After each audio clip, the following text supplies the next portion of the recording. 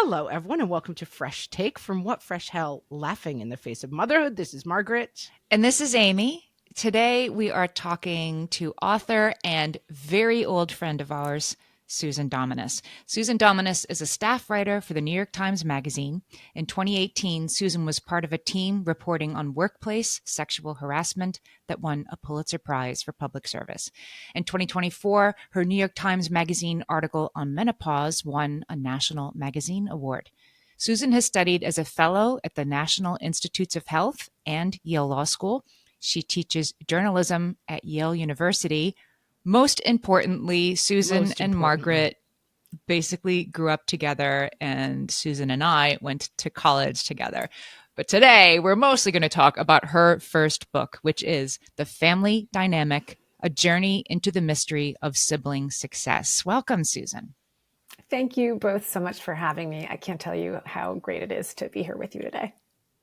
So this book is about family dynamics. How did you come to this topic? You've obviously written about a huge range of topics. What was like the book is family dynamics after all of the different things you've written about? You know, it's funny. I actually think that as a child, I considered myself a little bit of a familyologist. And one of the reasons for that is my parents used to go away on business trips, and I would stay with friends of the family. For example, the Goldies, whom I know, Margaret, you know. Oh, yeah. So I should just be clear that Susan and I met in middle school when she was the closest friend of my sister, Kate. A second friend I have stolen from Kate, because the whole reason I have a podcast is that I stole Amy from Kate. So well done. Just continuing a theme here. Continuing a theme. Well, and your brother, John, was very friendly with Mark Goldie, and the Goldies were my parents' best friends. And so I used to stay there for 2 weeks, and their family culture around dinner, for example, was very different from my family. There was a lot of like math quizzes for fun and discussion of current events. Whereas at my house, the imperative was really like chew with your mouth closed. And I was very interested in like, well, what happens when parents really kind of cultivate a certain learning environment in the household? I mean, we had tons of books in my house, don't get me wrong, but there wasn't this kind of concerted cultivation. There were other families I stayed with as well. And then when I got older, I went to summer camp with some cousins whose parents were extremely successful people who were well-known public figures, like Wendy Wasserstein was an aunt of theirs, and Wendy Wasserstein, the playwright, I should say, and Bruce Wasserstein, who was this like legendary financier, and one of their mothers was like a trailblazing executive. And I just remember thinking like, wow, what was going on in the Wasserstein household? You know, what was the energy? I was genuinely curious. And I have been genuinely curious about that all of my life, including when I got to Yale and had a roommate, Anya Epstein, whose grandfather was one of the writers of Casablanca, and her father ran a creative writing department. So I was both interested in families where there was a kind of tradition of active learning, and also sort of a belief that you could kind of do anything. You could write one of the most important movies in cultural history, or you could become this playwright, or you could change financial markets. But also, were there burdens associated with that, or was that all positive? Like, I was just very interested and curious about those kinds of families where there's some kind of streak of success going on. Mm-hmm. And you talk about the siblings and how siblings come into that, because I think I've thought before about how successful parents have successful children, but it's the interplay between siblings that you explore in this book, which on its face seems like that would be pretty inextricable from parental influence. But I think you're saying, as you started working on this book, that there's something about that sibling dynamic that is unique and contributes its own set of things.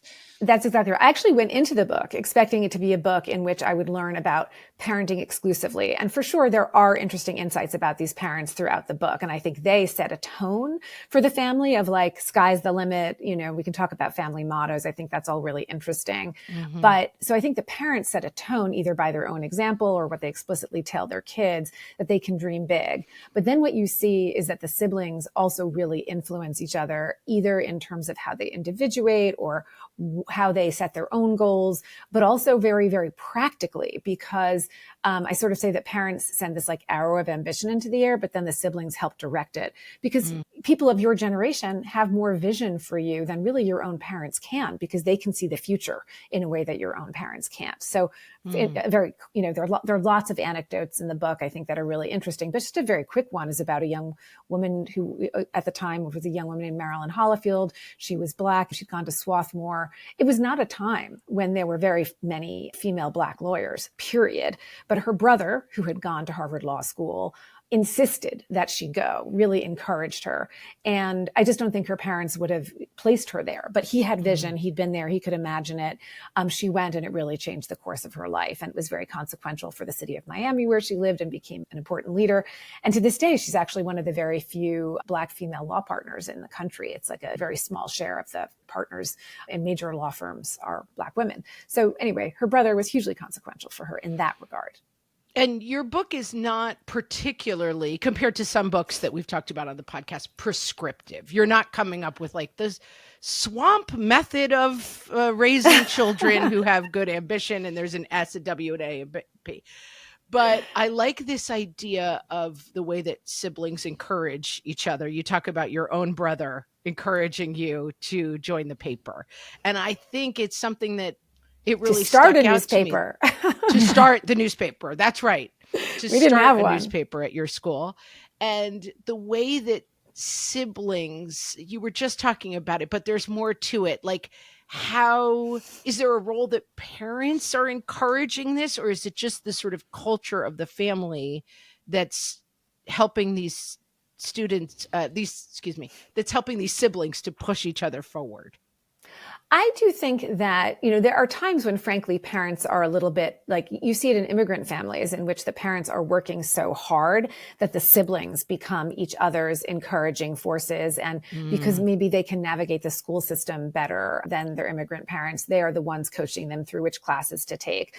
But I also think you see it in really, really close families, like even the Williams family. Like I talk about, obviously, the Williams sisters. If I'm recalling this correctly, Aisha, one of Serena and Venus's sisters, told me that there were 5 sisters who shared 4 beds. And so Serena would go from bed to bed. But there was like this actual really physical closeness, physical proximity. I do think there's probably something to be said for siblings who share rooms. I talk about the Brontes throughout the book, actually. Right. I was obsessed with them as a kid. And I think for the same reason I was kind of interested in the Wasserstein family.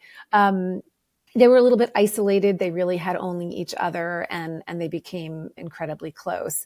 I think that to the extent that parents can avoid making comparisons, which is the point at which things really can become toxic among siblings, then you have a really good shot at the siblings being a little bit more collaborative and feeling like there's room and space for everyone. I was going to ask about that because, so often we've talked about birth order a lot on this show and how siblings individuating from each other, the closer in age they are, the more likely they are to just 180 from each other, right? You're good at this, I'm good at that. Is that individuation? In the animal world, it sets you up for success, right? Like you need pretty feathers and I need a long beak if we're both going to survive. In the real world, did you see these siblings as individuating from each other, as having success in different parts of the world? Or did their success kind of grow together and support each other? Did they stick together and that's why they were successful? Well, it's interesting because there's been a little bit of research from sociologists about how in lower income families, the siblings do not individuate that much because for one thing, the kids don't have the access to all the extracurriculars that would allow them to, right? So it's, I grew up with a family in my childhood in which like the parents picked a different sport for each of the kids so that they would each excel in their own domain. And it seemed really healthy. But if you don't have a lot of resources, if you can't be driving your kids around, maybe your kids aren't even taking tennis lessons, right? Like they're home together. So I write a lot in this book about there's a wonderful family, the Murguias, who grew up in Kansas City, Kansas. They were children of their father. Their mother was a Mexican immigrant who really didn't speak much English. Their father worked at a factory. There was not a lot of, private instruction going on in their home. And when you look at their careers and how they developed, one is the chief judge of the Ninth Circuit. One runs a massive Latino civil rights organization. One is a major Latino philanthropist. Another one was a federal judge. They absolutely brainstormed together and helped each other along. And they all went to law school. And so you see less individuation in that family. And it worked out really well. But, if you're the Emanuels, let's say Rahm Emanuel, who's ambassador to Japan, and Zeke, who is a bioethicist at the University of Pennsylvania, and Ari, who runs Endeavor. They grew up, their father was a doctor, right? And so, it's not that their careers reflected necessarily their extracurriculars, but I think that emphasis on collaboration wasn't as necessary because they could kind of individuate, if that makes sense. Another thing that you point out in the book about differences between middle class, low income families is parents tend to invest more heavily in the child who seems the most destined for success in lower and middle income families, whereas higher income families tend to invest in the child who's struggling the most, which it kind of makes sense when I think about it. But talk a little bit about that research. Yeah, that's work done by the sociologist at Princeton named Dalton Conley. And basically he was much more interested in, like many researchers now, thinks that birth order effects have been way overblown, that really like the best, most exhaustive studies don't find that your birth order is what predicts your future. He was much more interested in how, class, economics, those kinds of things influenced various aspects of how siblings turned out. And it makes sense, right? If you're an upper middle class family, chances are, just from what we know about how socioeconomic status works, if you're an upper middle class family, chances are your kids are going to be upper middle class. You don't have to worry about the ones who are thriving in school, but you do worry more about the one who is struggling. Whereas if you don't have tons of resources and you have one kid who's a star, you really, you want to pour everything into that child and make sure that all the opportunities, you kind of need to pour everything you have in order for that student to maximize that student's potential. So you write about it in the book, but tell us how you came to focus on these families and the challenges. I thought it was really interesting that as a journalist, you kind of know what you want to write about. Now you need to find people who are willing to be written about in this you really embedded with these families and spent a lot of time with them. So talk about that process of how you found who you were looking for, who you found, and how it was hard to get people on board. So I thought it would be very straightforward. I'd ask around. People would tell me about families who are high achieving. I would reach out. They'd say, "Oh, we're so flattered. Thank you so much." And not Susan Dominus from the New York Times. Come on in. I mean, I think first of all, people are, I almost think there's nothing more hot to the touch in a way than sibling relationships, because very often when people are talking about their parents, especially if they themselves have led a full career and are, at age 70 can look back and say, I'm a success, their parents might not be alive, right? Mm-hmm. But the siblings, frankly are. And that stuff is, as I'm sure that stuff is deep and complicated and very loving and can be very loving and very competitive and very fraught at the same time. Right. Amy is one of 6. I'm one of 4. We definitely understand that sibling dynamics can be complex. Yes, exactly. And so I think there were some families that didn't want to cooperate just because it felt like it was going to get too private. There were some families who didn't want to cooperate because there was one sibling who was maybe having a hard time and they didn't want to, they thought it might be awkward or difficult. In some families, one of the siblings just thought, this isn't for us. I'm writing my own book, and then the other siblings, had to go with it. And so I was actually surprised by how hard it was to find people who let me into their lives and really shared with me their stories. And I have to say, mostly the families came to me from, I had long lists of people that people recommended and I would research them. And a lot of people said no. And for me, I really wanted to write about people whom I admired. I just thought if I'm going to spend that much time in the company of these families, and I think my affection for these families does come through. I really respect them. And there was a little bit of a bias that I had also, which is to say that I wasn't interested in writing about people whose father was, who came from upper middle class backgrounds and then went into upper middle class fields themselves and accumulated a lot of maybe their greatest success was that they had maybe they were a partner at JP Morgan. That was a little bit less interesting to me than I was interested in families that cultivated a culture of boldness and vision. The people I write about in this book, for the most part, they really were aiming for something kind of extraordinary. Lauren Groff wanted to be kind of a world-changing novelist, a great novelist. It wasn't enough for Lauren Groff to be a good novelist. It was #nailed it, Lauren Groff. Good job. Hashtag. You really did a great job on that. I couldn't agree more. And her sister didn't want to just, have a job and then do sports on the side. She wanted to be an Olympic athlete, and she went on to do that. Or the Murguias, they could have just, all of them, gone to law school. They did go to law school, and they could have landed in like very cushy firms and made a lot of money and represented God knows whom.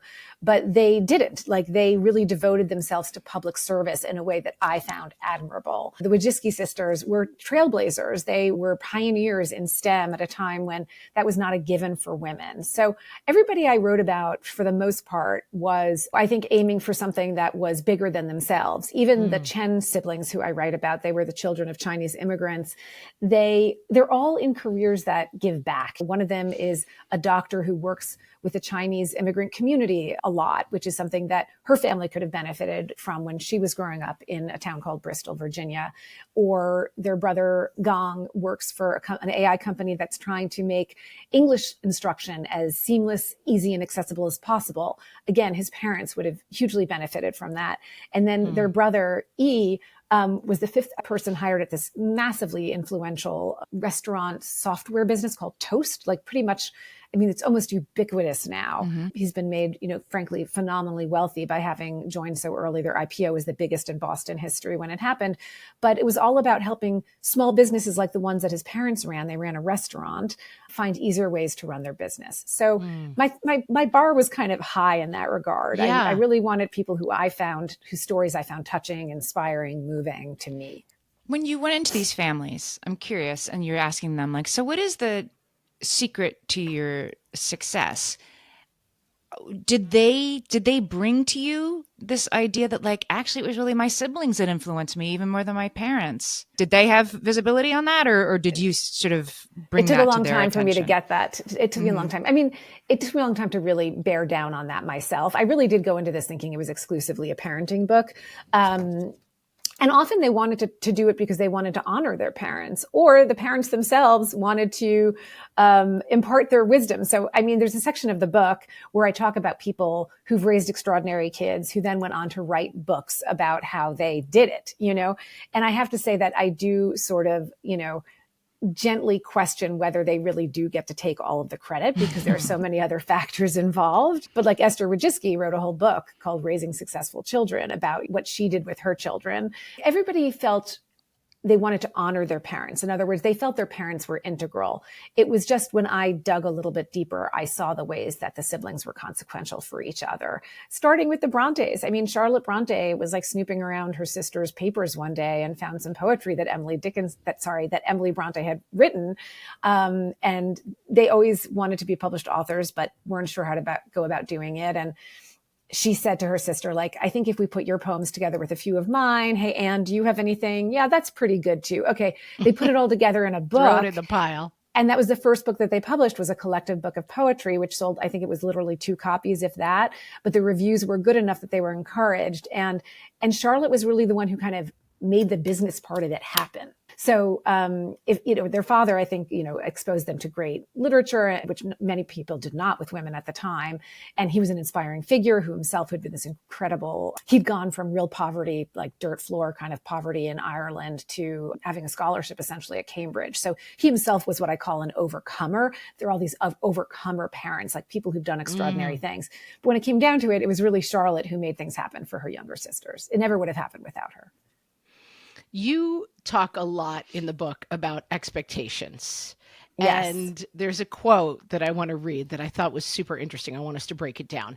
Ultimately, the researcher found that parental expectations are a complex formulation that reflect early impressions of a child's ability, as well as the parent's pre-existing beliefs, a bi-directional process. These tweaked expectations have the power to influence the children's behavior, to shape it over time, so that expectations become a self-fulfilling prophecy. It's a lot to unpack there. I know. Maybe I should have written it a little more clearly. No. But I think that this idea of expectations, like the Andre Agassi book, right? The dad retrofits what do you call it? A thing that serves tennis balls to serve them at like 150 miles an hour at the kids' heads. Basically like super glues rackets in their hands. And it's like, this is the expectation of this family, which is a little off the rails and doesn't turn out great for the kids. at least according Exactly. to your Yeah. No, it's legacy. interesting because my dear friend Jenny Anderson, who Just had her on the podcast. so you know her work. Of course, she's written this great book called The Disengaged Teen. But she talks. I have a great quote from her in the piece in that same chapter where she says that the science of expectations is maddeningly nuanced. Yes. Because there's this idea that you kind of have to get it. If you don't get it right, you actually can do some real damage. I mean, I am very suspicious of the parent whose children excel and the parent just says, well, we just set our expectations very high. Chances are that if your children are all excelling, they're bringing something to the table themselves, and therefore, and then you kind of look back and say, well, it's because I set these high expectations. So much of good parenting, I think I came to find from this book, is knowing your child, really understanding and knowing your child so that you set expectations that allow that child to believe that they can reach their potential and you know what their potential is. But if you set that expectation so too high, we know that that is something that many researchers fear is contributing to a climate of anxiety. And it can even be counterproductive. If the child feels they're being expected to reach some goal that is not within the reach of that particular child, then you're not helping that child. That said, if you don't have any expectations, I quote a friend of mine who was very bright, but his parents had no expectations, and he felt very alone with his own ambitions, and that made it harder for him to realize them. Or even Janine Groff, the mother of the Groffs, she was extraordinary, but her parents had no expectations. When she hit, her first roadblock in college in her pre-med classes, she said, I'm thinking about dropping. And they said, yeah, that seems like a good idea. Had they really been people who were understanding her potential and thinking about that, she absolutely had the potential to be a terrific doctor. She was an extraordinary woman. So yeah, do parents have to be invested in letting their kids know that they have expectations of them? I do believe that they do. And they set guidelines for kids. It gives them goals, but the challenge is not setting them too high. You can't look at all three of your kids. You can't have two kids who get all A's, and then you have a third kid who is struggling in school and say, well, I'm sorry, the expectation in this family is that everybody gets A's. That's not going to help that third child. You have to know that child and help them be the best student that child can be, which might not be a straight A student. I do believe that.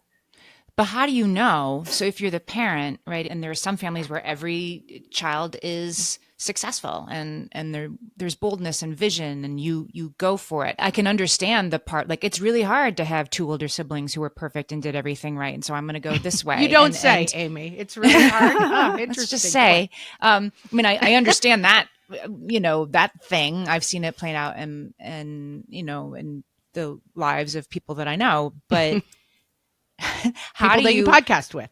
How are you the parent? How are you the parent that's like, sure, we have these expectations, like you can do it too, not low expectation. Like, how do you balance it? Or do you just like let it get out of the way and let the sibling success be its own motivator for that third kid that has to live up to their older siblings?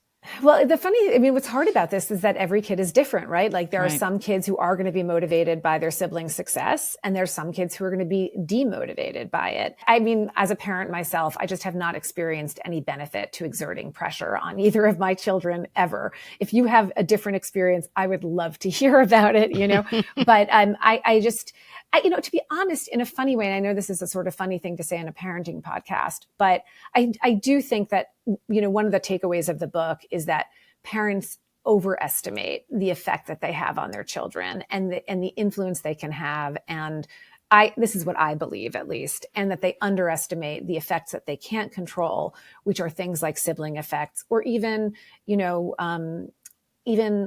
peer effects, right? So, sometimes people ask me like, well, what are the takeaways that you applied to your own parenting when you were writing this book? And I think one example is that because I wrote about the Chen siblings who were all very involved in the orchestra. And because of that, they were very close to other kids who were in the orchestra, and a lot of opportunities came of that. And they made a really close peer group of really good kids. And one of my sons played the bass. And I have to be honest, he was not exactly committed to practicing. And many was the time that we said to him, if you're really never going to practice, why don't we maybe just stop paying for private lessons and you can do something else? And he really didn't want to do that. And at a certain point, we realized, no. keep him in the orchestra at all costs. Like, those are great kids. That is a great environment. Those are kids who like school, who like culture, who know the value of practice. And even if that doesn't exactly rub off onto him, it's a really healthy environment. So I sort of believe a little bit in like figuring out, you can't be checked out. Like, you have to be involved in your kids' lives. They know whether you care or not, how they're doing in school. And you have to care. But I'm a big believer in like delegating, the sort of disciplinary role of like instilling grit or instilling stamina or the belief in the value of practice. Like, let the amazing band instructor do that for your kid. Let the peer group that's in the orchestra or that's on whatever rigorous team. Well, I always joke that I outsource our family values to Camp Beckett, where my kids went. It was like a tremendous place that really fostered a lot of integrity in young men. I just think you want your home to be a loving, safe place. And if you think it's your primary job to make sure that your child is working as hard as that child can possibly work in order to get the highest grades they can to get into college, I haven't seen that work in my own environment. The kids I know who thrive tend to be kids who are pretty motivated themselves and have support from their parents. Like the Chens, I mean, all the money they had, and they did not have a lot, they poured it into instruments and lessons for their kids. And the kids, for the most part, really loved that. You want to like go to this, soccer tournament that I have to now spend an entire weekend in Tampa, Florida. Like, okay, I will do that for you, but that's different. You want to be at the game, but you don't want to be there in order to make sure that your child plays the best they can possibly play. You want to be there to support the child and let them know that you care, but you're not the enforcer. I just don't think that's the greatest role for parents.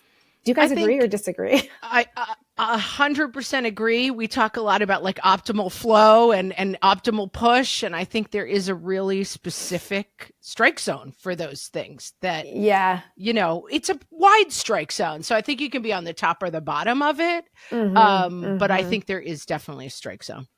I think it's Larry. I can't think of his name right now. He's a USTA coach, and he came up with this term optimal push. And his whole point is that your high achieving kid, tennis player, whatever, should feel that your parental love is unconditional and not conditioned on how they perform. And that's really important for a high achieving kid as they continue to hopefully achieve that they know that they can just come home and relax and they don't have to talk more about tennis when they get home, I think is the optimal push.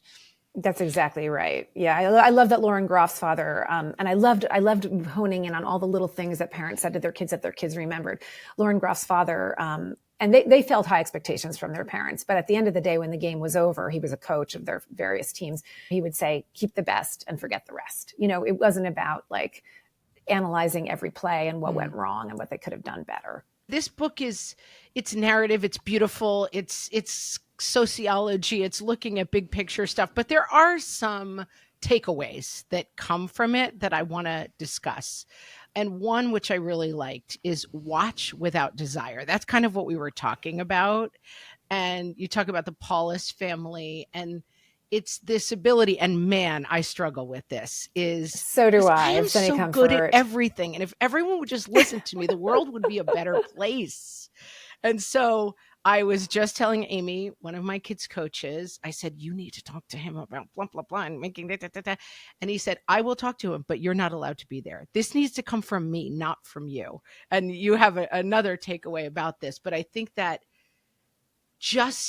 I love watching you play, which we heard a long time ago, right? That's a great reaction to kids sports, is I love watching you play. Not if you had just swung a little, if you had just connected with that ball, that would have been the homer. And so watch without desire. I feel like I really get that phrase. Yeah, and I'll tell you a little bit of the backstory of that, which is it was this woman, Taruko Paulus, who had immigrated from Japan and married a man who, like her, really loved the arts. And they raised their children in New York City. And, what for other people is the Dolly Dingle storefront, ballet instruction, for them was basically the American Ballet Theater. Their daughter, Diane Paulus, who went on to become kind of a legendary female director, started dancing very young there. I think she was something like 10 when she she was on stage with Baryshnikov. And she was obviously a very talented girl. But her mother, who worked very hard herself, nonetheless came to every single performance that she did, even if it meant, standing for the entirety of it in the back row. And what Diane said was that she felt that her mother always watched without desire, in the sense that she wasn't a stage mother. She wasn't pushing her. She didn't give her feedback, but at great, almost, physical cost, because her mother was working so hard. She was there. She was present. She was a loving, benevolent presence. And I think we all know that, like, the American Ballet Theater is like rigorous enough that probably she didn't need to be coaching her. She outsourced that. Even Diane's older sister had actually also attended a very rigorous ballet school, and they wanted their daughters to love the arts. But I think there was a part of them that also was very pleased that those are places that instill real rigor and where you get really used to getting critical feedback, but not from your parents. You're getting it from the instructors, from the people who are the best at what they do, which generally, I'm sure you're a great tennis coach or baseball coach, Meg, whichever you were doing. But I'm going to guess that the coach is even a little better. Track. Yes. Maybe the track coach is even a little better. So yeah. I think there's this idea of like letting the coach coach, letting the parent parent. And what that means is providing safety, comfort, and unconditional love. Yeah. First of all, maybe I'm not signing off on that. I may be better than the coach. I'm not agreeing to anything at this juncture, but I see your point. I have a question about that. So like because we were talking before about how it is upper class families that have tennis coaches and in extensive ballet training and things like that. Is it for somebody who might be really struggling, they have a kid, clearly has a talent, and it would be a reach to get them into lessons. Is it like the presence of that adult or maybe even older sibling who's not the parent who's going to push the kid? Well, is that a part of success? Yeah, I mean, that's what I saw in the Chen family also. So their mother did find superb instructors for them. I mean, by hook or by crook. She was a very unusual person. I mean, a lot of these people lowered their rates for the family because the kids were so hardworking. But again, in the Chen family, it was the siblings who really coached each other. And a cousin lived with the Chens for a while, and he told me that they were the secret of why each of them did so well. The oldest sister would sit with the younger brother and actually work with him on his piano music, or she wanted to do duets with her younger brother and he wasn't learning the music fast enough for her to do the duets with her at home. So she taught him herself. You really do see that happen, I think. But I also do think there's, it does seem like the purview of the wealthy, right? Like, find the best travel team. But it can also be a matter of, finding who's the coach that you admire most at that school, who you think has the best ethics, ethos, discipline, rigor, has just the best kind of coaching skills. Maybe you can coax your child towards that sport, or you can also, this is something that obviously upper middle class parents do more than parents who feel less privileged, but, really making an effort to get your kid into the class with a teacher who you think is going to have a great influence on your child. Or even, I'm a big believer in community, you know what I mean? Like, maybe there's someone who is retired who you think is a great role model for your kid. Maybe you want to have your child go over there and help with the yard work or something like that. Just to sort of foster those relationships. I like the story of the Holyfield family. It's like the idea, I think, can get a little bit like, okay, this is the key to unlock my child being a prima ballerina or an Olympian or, whatever, first chair in the symphony. But it seems like the opening of just the idea of possibility, the idea of being able to break down barriers that fostered this environment in which these children became lawyers and activists. And we've talked to a lot of people on the podcast, like where you start the question, knowing what is possible, the famous story that the 4-minute mile wasn't broken for, hundreds of years. And then the year Bannister breaks it, 17 people run a sub 4-minute mile. And I think that seemed really inspiring to me, like telling your children the line for what's possible starts way farther than you think. Wow, that is so beautifully put. And I will probably continue to use that metaphor as I go forward. I will try to credit you, but it's really helpful. So the Holyfields were 3 siblings who were growing up in, the Jim Crow South of Tallahassee, Florida. But their father, who had grown up one of many, many children on a farm in Mississippi, had somehow gotten himself across, the country to Alabama, where he went to Tuskegee. He took 7 or 8 years to finally get his degree in agriculture and went on to study with George Washington Carver, like the most famous Black scientist of his time. And their mother had grown up in Boston, also Black, had gotten a nursing degree, and then came down to Tallahassee. And I think wanted to open a nursing school for Black women at a certain level, the likes of which simply did not exist. And Marilyn, her daughter, remembers her mother petitioning the state and writing letter after letter and getting rejected until finally she got a green light. And her mother created this nursing school that created a pathway for women to the middle class and beyond who literally had been picking cotton, in the not too distant past. So, as Marilyn said, the motto in their family was unspoken motto, but it was the feeling there was all things possible, right? Their parents, they then took their resources and started buying real estate and developed like a pretty substantial real estate development business. They became fairly affluent people, having really come from extremely modest backgrounds. And by the way, being Black in Tallahassee, Florida. So yeah, I think there was a sense that those rules, those limits, those don't apply to us. Like we can go farther. Other people probably can too, but we know that we can because we've seen it in action. So the limit of what you can do is at a higher threshold, I think, for sure. You said something before about family mottos that a lot of the families you studied had one. Say more about that. Yeah, I love that. I always joke that the only thing that I heard my father say reliably often was, if something seems too good to be true, it probably is. Like, gee, why did I become a journalist? I can't possibly imagine. But I love these families. So what was interesting was that Marilyn said the unspoken motto in her family was all things possible. The Murguia's mother actually used to say, with God's help, all things are possible. So it was, these two women who've never met, who don't know each other, living different parts of the country, different backgrounds, but they have that same ethos that resonates in the family. I thought that was really inspiring. Their father used to say, so they were growing up Mexican-American, very financially disadvantaged. There were something like 9 people in like a very tiny house. And their father used to say to them, the sun shines down on all of us. And what he meant by that was like, there's opportunity for everyone. He also used to say, you're no better than anyone else, but no one's better than you. Real messages of equality and opportunity. They're both messages too that I find they also have a real message of almost a social justice message quietly. Yeah. Does the sun shine down on all of us in terms of the opportunities available? Not really, but like, should it? And can you believe it? And can you aspire to that and aspire to create a world where the sun does shine down on all of us? That's kind of what the Murguia siblings did and do. This is a fantastic book. There's so much in it for every parent, but it's also just so readable, great stories. So we will put the bookshop link so you can get your copy from an independent bookseller. And Susan, tell us where else you can be found out on the World Wide Web. Well, my brand new website is susanpdominus.com. And I am a frequent contributor. Obviously, I'm a staff writer at the New York Times Magazine. So my work can be found, decades of it, in fact, on the New York Times website. This was a long time coming, this episode, this reunion. And we're really excited to have everybody find out about this book. Thank you so much. I've been looking forward to it for weeks and weeks, and it's been every bit as fun as I thought it would be. It's true. It's really true. And I'm so great to see you. Thanks for talking to us today. Thanks, you guys. Thank you. Thanks, Susan.